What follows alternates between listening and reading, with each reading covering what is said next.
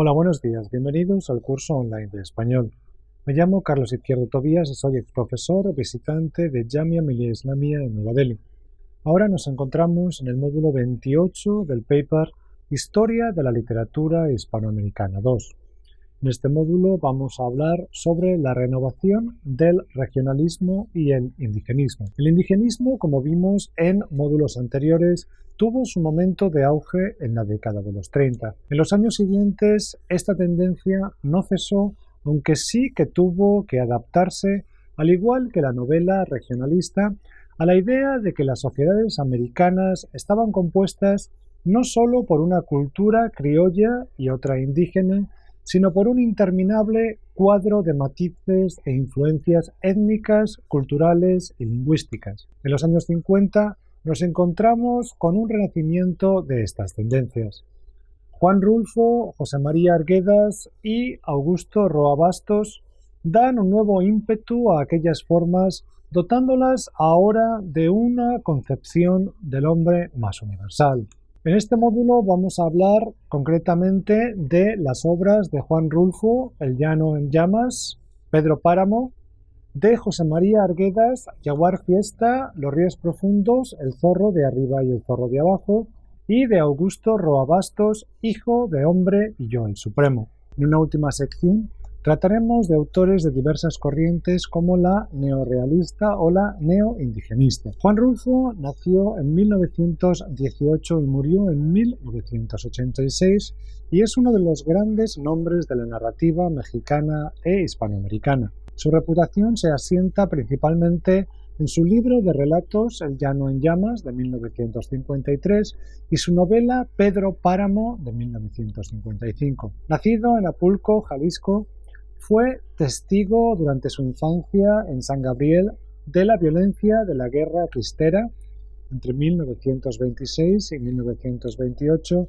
del entorno del bandolerismo y la pobreza de los campos. En 1934 comienza a estudiar Derecho en la capital, pero lo abandona para ocupar varios cargos burocráticos. En 1962 entra a trabajar en el Instituto Nacional Indigenista. Sus primeras publicaciones, relatos que luego incorporará en El llano en llamas, son de 1945. Tanto esta obra como su novela lograron gran éxito, pero también dejaron a algunos críticos algo desorientados, ya que estas obras diferían grandemente de las tradicionales narraciones sobre la Revolución Mexicana. Y es que Rulfo representa, según José Miguel Oviedo, el fin de la novela revolucionaria como crónica y con una posición o juicio histórico claramente establecidos. En sus obras, los referentes tradicionales del regionalismo,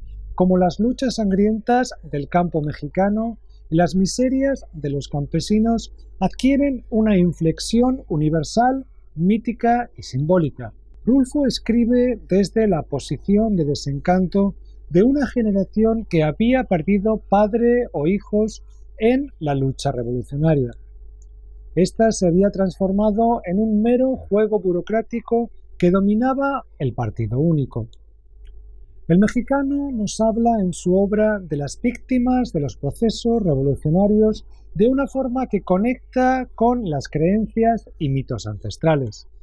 Su estilo lacónico, austero y sugerente está influido por la escuela norteamericana, especialmente de Fuller, y escritores realistas rusos, franceses y nórdicos que encuentran lo místico y primitivo de la vida rural. El llano en llamas cuenta con 17 relatos salpicados por una desesperanza que parece no tener origen. Las cuentas pendientes, la confusión sobre quién es la víctima y quién es el verdugo, la falta de narradores imparciales son señas de identidad del mundo descrito por Rulfo. En la madrugada es un relato en el que la víctima parece tan despreciable como su victimario.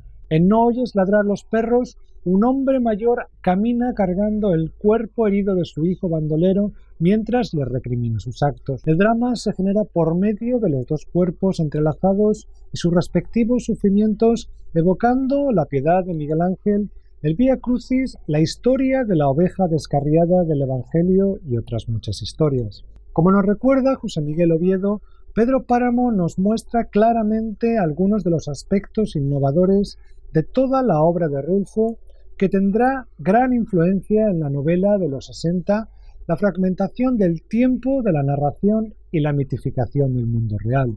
En su fragmentación e independencia del orden cronológico, las escenas de la novela nos recuerdan al montaje cinematográfico.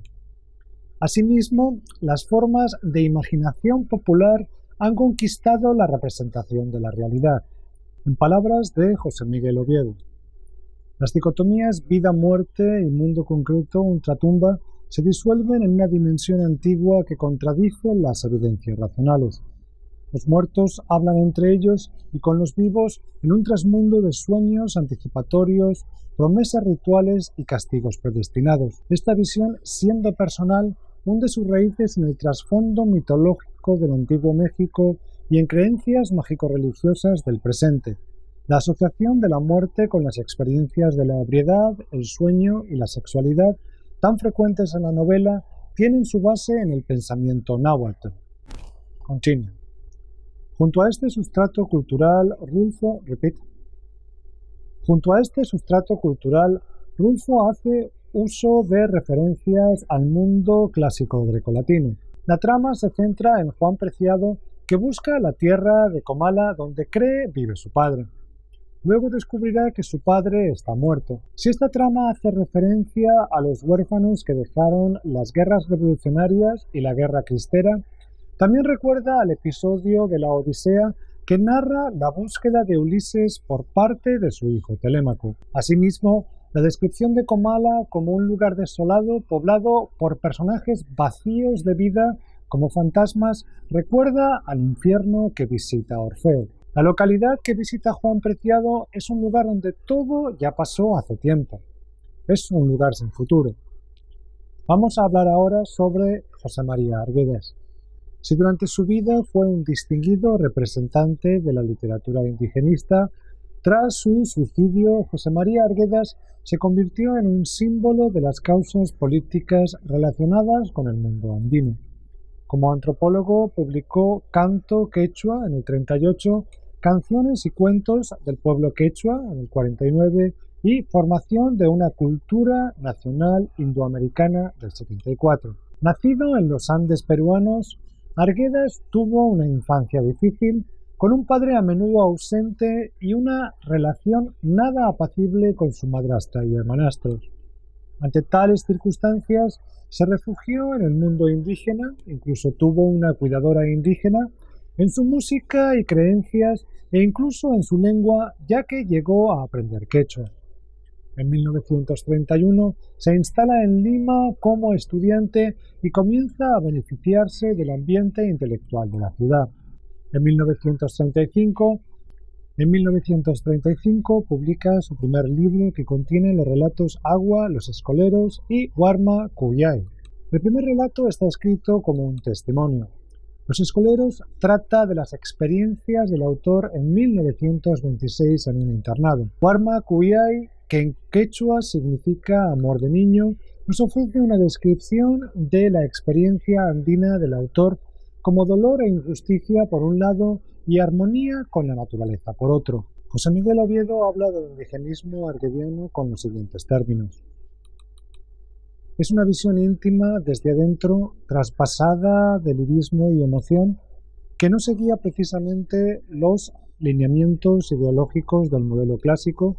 No había en él un programa reivindicatorio ni un concepto de la literatura como instrumento de lucha, sino como vehículo para el reconocimiento de sí mismo y de las potencias mágicas que hablan al hombre andino un lenguaje que solo él entiende.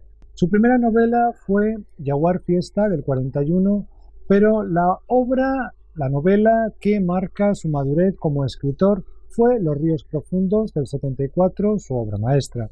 Con marcas de la Bildungsroman, combina las experiencias infantiles del narrador con fragmentos autobiográficos, con una reconstrucción lírica y realista del mundo andino, su mitología, folclore, vida social, etc.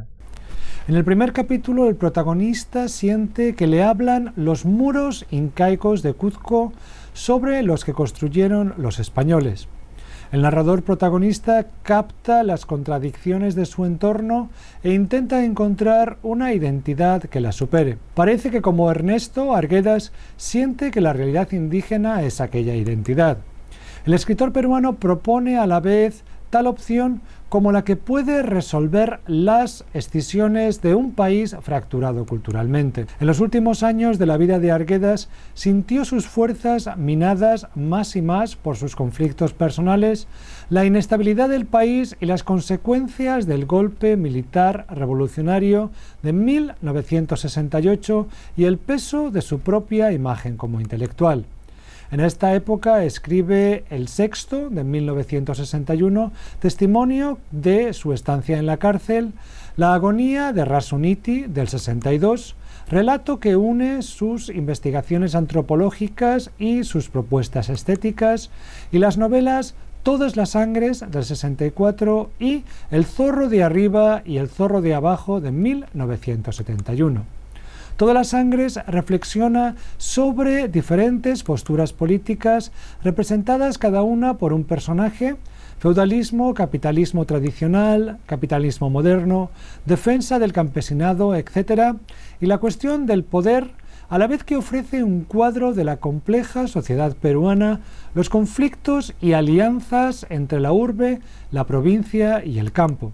El zorro de arriba y el zorro de abajo es su testamento literario y se centra en las migraciones masivas de la zona de la sierra hacia la costa en los años 60. Aunque está ambientada en la urbe, la novela está poblada de personajes de diferentes procedencias, gente de la sierra o de la costa, peruanos, norteamericanos, en una convivencia nada armoniosa. El país que Arguedas muestra aquí es inclemente, monstruoso y una deformación de la vieja cultura andina. La novela posee una calidad oral que proviene del hecho de que los personajes se definan por sus voces. En este contexto, la descripción del mundo natural desaparece, como también lo hacen los mitos indígenas de retorno a la grandeza anterior a la conquista. Vamos a hablar ahora sobre Augusto Roa Bastos. Los paraguayos Augusto Roa Bastos y Gabriel Casacia son las figuras más importantes de la novela en su país en el siglo XX. Roa Bastos se propuso en su obra reflexionar sobre la historia de su pueblo. Aunque publicó durante los años del boom, siempre fue una figura marginal del mismo. El paraguayo también escribió cuentos y guiones cinematográficos. De sus ensayos, algunos recopilados en Las culturas condenadas, del 78, destacan por originales Los exilios del escritor en Paraguay y El texto cautivo. Su primera obra narrativa fue El trueno entre las hojas, del año 53, un libro de cuentos que se puede enmarcar en el regionalismo aún tradicional, pero en el que ya aparece uno de los grandes temas del escritor, la muerte. Publicó otras 6 colecciones después, entre las que destacamos El baldío, del 66, Moriencia, del 69 y Cuerpo presente y otros cuentos, del 71. En Contar un cuento, que aparece en El baldío, se produce una interesantísima inversión de la relación entre realidad y ficción. El relato presenta a un hombre, el gordo, que cuenta historias a un grupo de hombres. La última de estas historias habla de un hombre que había soñado el lugar de su muerte. Ese lugar es precisamente el cuarto donde el gordo está narrando. En palabras de José Miguel Oviedo, este relato es una verdadera poética de su arte narrativo que abre perspectivas nuevas para una estética que básicamente se apoya en la realidad, pero consciente de las limitaciones de la palabra para alcanzar su verdad profunda. Su obra novelística comprende 6 novelas: Hijo de hombre, Yo el Supremo, Vigilia del Almirante, El Fiscal, Contravida y Madame Asui. Sus 2 primeras novelas se consideran las más conseguidas de su autor. Hijo de hombre reúne y supera varias tendencias literarias como el realismo, regionalismo, indigenismo, literatura social, etc. En su representación de un entorno bicultural y con una lengua alejada del castellano estándar, Roa Bastos crea una lengua que represente los conflictos y alianzas de la lengua oral y la escrita. Como pocas novelas de su época, el paraguayo intentó una interpretación integral de la historia de su pueblo y la reelaboración de su mítico trasfondo indígena. Aquí la historia está concebida no como un conjunto de hechos, sino como sus reflejos en las creencias y sueños de una población que lucha contra la opresión. Yo el Supremo se une al grupo de grandes novelas de la dictadura que completan el recurso del método de Carpentier y el otoño del patriarca de Gabriel García Márquez. El texto de Roa Bastos nace en torno a su personaje central, una figuración ficticia del doctor José Gaspar Rodríguez de Francia, fundador de la nación paraguaya y dictador del país entre 1814 y 1840.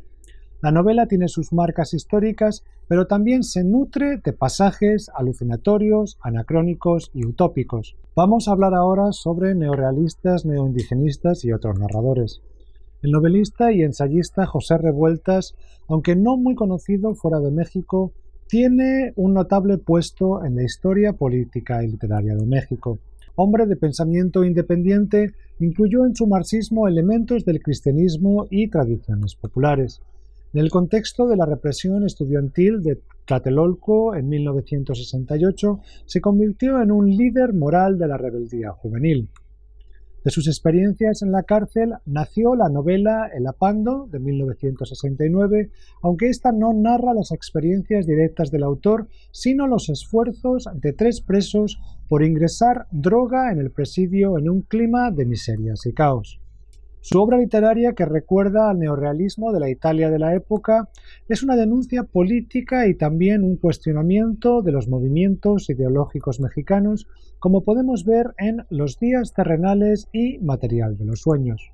Francisco Rojas González escribió, entre otras obras, La negra Angustias en el 41, sobre una mujer de la Revolución, y el libro póstumo El diosero del 52, que combina ficción y antropología sobre los indios del sureste mexicano. Ramón Ruibín publicó en 1954 La bruma lo vuelve azul, ambientada en el entorno de la etnia huichol. En Ecuador también adquieren fuerza las narraciones indigenistas y de denuncia social.